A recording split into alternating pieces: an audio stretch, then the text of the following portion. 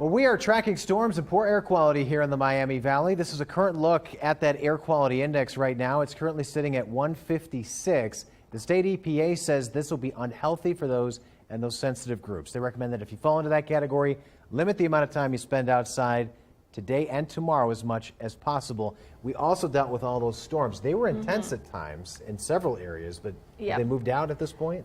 They have made their way off to the east. Much calmer of an evening after what we saw earlier. We did see some wind damage reported as well as some large hail with these storms. You could see still some severe thunderstorm warnings off through central Ohio at this time. But for the Miami Valley, our severe threat has ended. Calmer conditions expected for the rest of the night tonight. A couple of lingering showers around. You can see through our far southern counties. Most of this is just clutter on our radar this evening. Active weather has made its way off to the east, and our severe thunderstorm watch has been canceled for the entire region as that severe weather threat has ended for us. So calmer conditions for the evening, but we do have some active weather this week. Several chances for rain and storms in the forecast, but we'll enjoy tonight with a lingering shower, maybe a rumble of thunder, although most of that has made its way off to the east.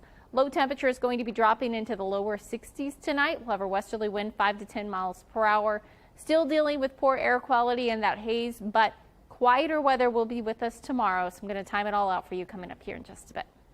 Natalie, thanks. And we've got a lot of pictures and videos of the storms tonight from our viewers at home. Lydia Bice been gathering those, monitoring it. What have you seen so far?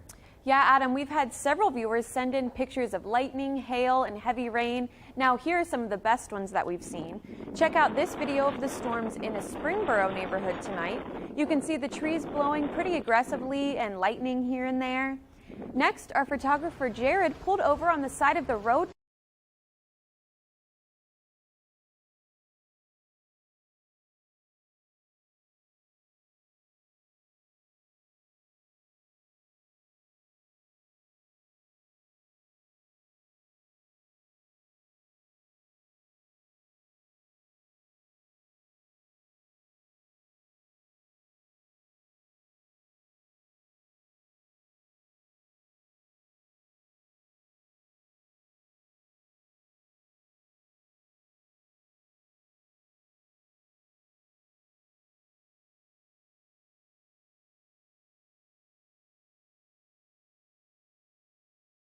The identity of the body found near the Mad River. According to police, the body of Brittany Ann Hicks was found here on West 1st Street in Springfield just yesterday morning around 10 o'clock.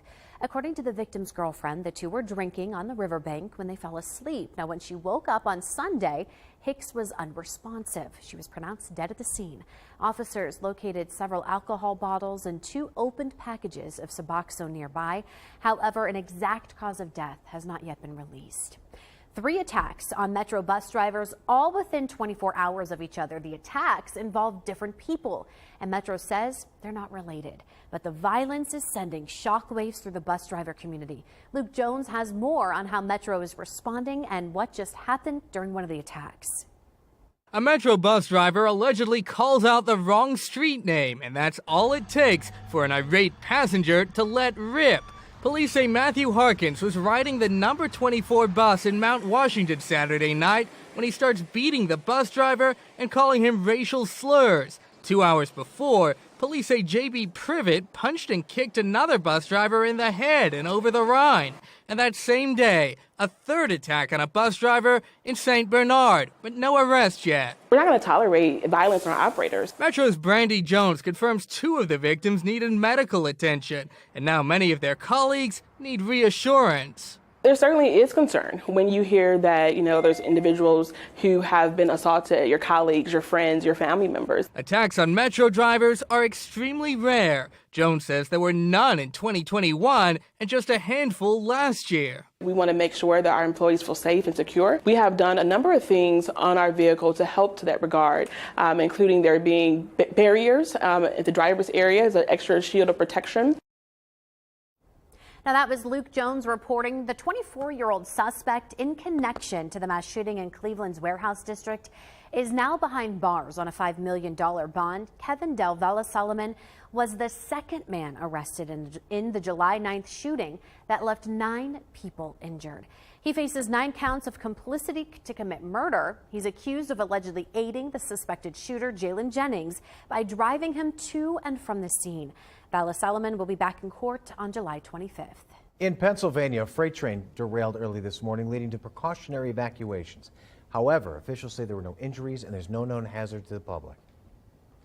Train and hazmat personnel remained on scene and determined that there was no active hazardous materials leak for many of the rail cars. Now, 15 of the 40 cars in the train derailed. It was operating on tracks owned by Norfolk Southern, the company responsible for the East Palestine train derailment and spill. Officials say silicone pellets leaked from at least one train car, but the pellets are not hazardous. The cause still unclear, but hazmat teams are there working on recovery. The evacuation order has since been lifted for the 12 nearby homes. A member of the Lakota School Board claims the district practices and promotes racist hiring practices. The board heard a motion tonight introduced by member Darke Bodie seeking to change hiring practices. Now, in it, she cites the recent Supreme Court decision on affirmative action. Tyler Madden has more on tonight's meeting. The meeting began with board member Darke Bodie challenging the way her motion was presented on the agenda, and that was just the beginning of the heated exchanges. The motion calls on the district to end what she alleges are racist hiring practices. She claims the recent Supreme Court decision on affirmative action in the college admissions process highlights the need for a policy change. A crowd of parents showed up to voice their strong opposition to Bodie's ideas. There's so much distraction from what we need to be focusing on, which is our classroom sizes, making sure our kids are getting caught up from 2020 when we had to do a lot of remote work. There are so many other areas that could be focused on, and we are just constantly being distracted by nonsense. After the heated discussion, the motion failed 2-1. Board members also pointed out the district hasn't ever taught critical race theory in its classrooms. In Liberty Township, I'm Tyler Madden. Technological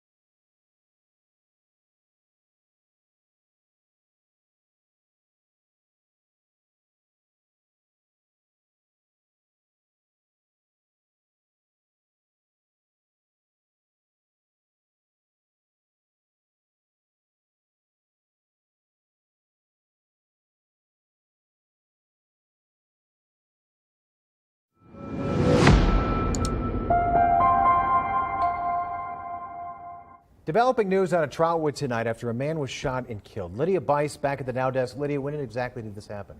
Yeah, Adam, Trotwood police were called to the 6300 block of Forestdale Avenue this afternoon on reports of shots fired. Now, once crews arrived on scene, they found a man who was pronounced dead at the scene later on. And do we have any information about a suspect out of this yet? There is no information about a suspect at this time. Trotwood police say that they are still investigating this incident and that no further information about the case will be released at this time. Now, if you at home have any information regarding this incident, you're urged to call Detective Matthew Hogan at the number on the bottom of your screen. We will update you both on air and online if more information becomes available. Back to you. Lydia, thanks. Transportation Secretary Pete Buttigieg touring the damage in Vermont after deadly floods brought more than 9 inches of rain to some areas last week. Meteorologists say this only happens once a century. Now, Buttigieg says Americans are seeing the results of climate change in events like this, and because it's so unpredictable, communities got to be prepared. He says Vermont-based agencies should be applying for funding under a federal program that rebuilds infrastructure with more resilience to extreme weather. We don't have time to get caught up in political and ideological debates about this. It is upon us now, and we need to respond now. And we're going to rebuild in different ways. Now, the flooding was blamed for at least 1 death. 12 state roads are still closed. Well, active day of weather across the area earlier this evening. We have some storm reports, wind damage, large hail reported across the region too, some very heavy rainfall. Here's a look at some wind damage. Tree reported down in Beaver Creek from earlier this evening. This was about 9 p.m. We had thousands without power at one time as well. Here's a look at what's going on currently. We have hail, inch in diameter hail reported in West Manchester. That's from about 7:46 earlier this evening too. In fact, estimated by radar even larger than that. So some pretty intense storms made their way in. More wind damage in Preble County. It's near the Lewisburg area where trees were reported down as well. The most recent report was in Miamisburg of some shingles off of a roof too. But here's a look at what's going on. Next weather maker through the rest of the evening, we are going to see temperatures in the 60s, but back in the 80s tomorrow afternoon. Now, I did add a small chance for a shower tomorrow afternoon, mainly south of I-70. Heading into our Wednesday, we're going to start out the day in the 60s and then eventually warming up nicely into the 80s by our Wednesday afternoon. Mainly quiet, small chance for rain on Wednesday, but Thursday, better chances of rain and thunderstorms return with our next weather maker. Have a look at our 7-day coming up. Natalie, thanks. President Biden and Senator Bernie Sanders met with union organizers at the White House today. This meeting happening amid labor turmoil stirring coast to coast. The organizers represented industries and workplaces which have not been traditionally served by unions, discussing ways to boost membership. All across the economy, what we are seeing now is working people, often young people, white collar, blue collar, in between, are standing up and saying it is important for us to have a union so that we can earn better wages, better working conditions, better pensions, and dignity on the job. Now, strikes have been launched and threatened around the country. Hollywood actors and writers have shut down film and television. Meanwhile, there are talks of a United Auto Workers strike and UPS drivers walking off the job. House Speaker Kevin McCarthy among those who believe in the power of artificial intelligence. I think we'll be able to cure cancer and many other things based upon AI. I think we'll have greater efficiencies when it comes to AI. I think we can actually be able to foster a lot of positives through artificial intelligence. His comments come as lawmakers consider ways to regulate large language models, among other forms of AI. Senate Majority Leader Chuck Schumer calls such new technologies a potential challenge, one with great promise, but also unknowns. Acting White House National Cyber Director Kemba Walden will not be considered to serve permanently. The Washington Post reporting the reason doesn't have to do with her qualifications, but rather that she racked up too much debt putting her kids through college. Now, Walden has received bipartisan backing in the Senate, but the concern is she could be vulnerable to potential blackmail. This as the Biden administration works to revamp its cybersecurity strategy amid ongoing cyber attacks against the U.S. It was actually the U.S. government that discovered the hack, and we did so because we have increased our cyber defenses over the course of the past couple of years. We discovered it, we quickly shut it down, and now we've taken steps to make sure this is not an ongoing vulnerability. Now, that's a reference to a cyber intrusion into Microsoft by Chinese-based hackers. That attack had involved emails of several federal government agencies that were compromised. Ohio Secretary of State Frank LaRose announcing he plans to run for U.S. Senate in 2024. In a statement today, LaRose said he hopes to, quote, restore Ohio's voice and values to the Senate. LaRose is one of several Republicans challenging Democratic incumbent Senator Sherrod Brown. He's doing it to appeal to the anti-abortion wing of his party. So Frank LaRose has already moved to the right. LaRose served 2 terms as a state senator before being elected Secretary of State in 2019. And here's a live look from our Eagle Plumber Skycam, now much quieter than it was just a few hours ago. Let's check in with Natalie with an update. Yeah, much calmer night expected and a much calmer day tomorrow, too. Now, I did add a spot shower in the forecast for tomorrow, mainly south of I-70, but for the most part, a nice day. Perfect for hitting the pool. Highs will be in the lower 80s. We'll see a partly cloudy sky.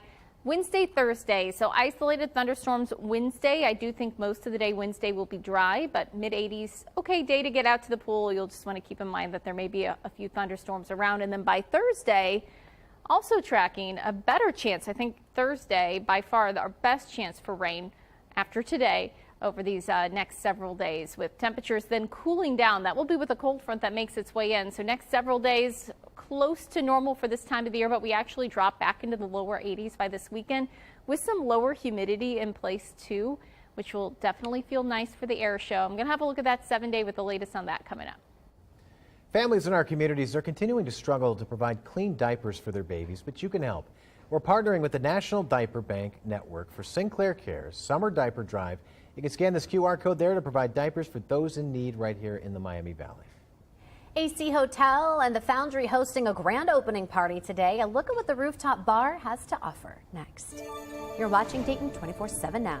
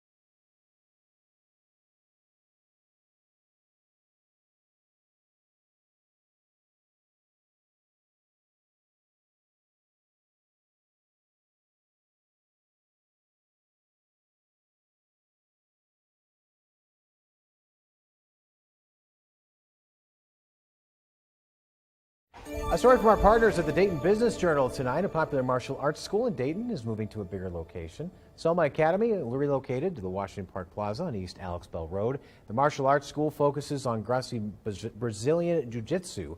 The newly leased space in Centerville, 4,800 square feet. That's more than double the previous 2,000 square foot space that the school was occupying. Now, if you'd like to read more about it, go to Dayton247now.com. You can find that story and others like it under the Dayton Business Journal heading in the News tab. AC Hotel Dayton and the Foundry hosted a grand opening party today in Dayton, and it kicked off with a ribbon cutting ceremony and featured some entertainment, cocktails, and treats from the Foundry's menu. Located in the heart of the Water Street District, AC Hotel Dayton is the area's new hotel with modern European-style elegance. The property features the Foundry, a rooftop bar, and restaurant serving American-style cuisine from a wood-fired oven. I mean, at the end of the day, a hotel needs people to make that magic happen. You can build the most wonderful hotel in the world, but if you have no people, you have no business. You're not able to provide great service and take care of your guests. You know, our business is a remarkable business. For more information about AC Hotel by Marriott Dayton, head to their Facebook page. A hair-raising competition celebrating the mullet. After the break, we talked to last year's kid champion who's hoping to hold on to that title for one more year. You're watching Dayton 24/7 now.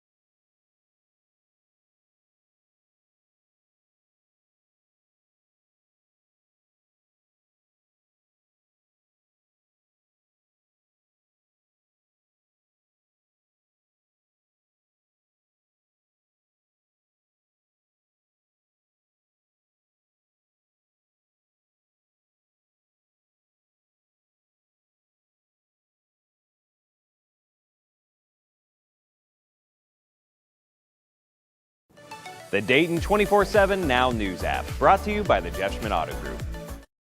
Well, there's an epic, and we mean epic, hair contest happening across the nation. The winner will be known as the mullet champion. Megan Mongello met with one of the littlest contestants today, and he's obviously got a party in the back. And how old are you? See? Zeppelin Allen's hair is cropped around the front of his adorable little face, and in the back, it's a party. Do you want your baby curls cut? Those golden mullet locks have been with him his whole life. His mom, Rebecca, who's a hairstylist, says she couldn't bring herself to cut his baby curls. And I was doing a lot of mullet cuts at work, and so it just was the perfect opportunity. They came back into style at the perfect time. She cut Zeppy's very first mullet in February of 2022. Now, almost a year and a half later, his hair is more than a foot long. Once we started the mullet journey, we're just continuing to go with it, because most of the time he's kind of our wild child. He's a little crazy. When he's not letting his mullet fly, he's flying on his scooter. It's his favorite thing to do. On my scooter? Ride your scooter. Rebecca says a neighbor told her about an online national contest called the Kids Mullet Championship, and she knew she had to go for it. He loves his curls just as much as I do, so it makes it a lot of fun. This proud mom says the thing that sets her 3-year-old apart is the shake. I have a mullet. To win, the baby that's got a lot in the back will have to get a lot of backing from online votes to be crowned the Kid King of the Mullets. Well, Zeppelin is not the only local kid in the contest. You can check out their contestant profiles and pictures on mulletchamp.com. You can also vote for your favorite there. Monster Jam is returning to the Nutter Center. It's a family-friendly event where world champion athletes and their 12,000-pound monster compete head-to-head in tests of speed and skill. Now, the excitement begins before the event at the Monster Jam pit party. You can also see the massive trucks close up, meet their favorite drivers and crews, get autographs and take pictures. Events kick off in November. Tickets, though, go on sale